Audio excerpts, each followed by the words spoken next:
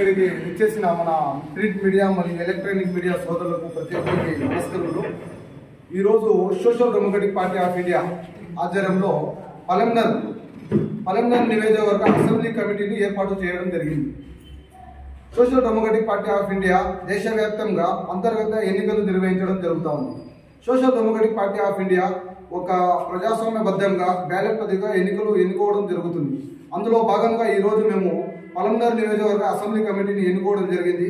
Assembly అధ్యక్షులుగా సులేమాన్ గారిని, మరియు అసెంబ్లీ కార్యదర్శిగా రోషన్ గారిని, మరియు అదేవిధంగా అసెంబ్లీ జాయింట్ సెక్రటరీగా ముబారక్ గారిని, వైస్ ప్రెసిడెంట్గా మహబూబ్ గారిని, ట్రెజరర్గా డాక్టర్ రియాజ్ గారిని, మరియు అసెంబ్లీ యొక్క కౌన్సిలర్గా ఇలియాస్ గారిని ఎన్నుకోవడం జరిగింది. రానున్న రోజుల్లో social democratic party of India ప్రజా సమస్యల మీద, ప్రజా హక్కుల మీద పోరాడేందుకు పలంనేర్ నియోజకవర్గం మొత్తం కూడా కృషి చేస్తుందని ఈ సభాముఖంగా మేము తెలియజేస్తున్నాము. జై ఎస్టీపీ, జై జై ఎస్టీపీ.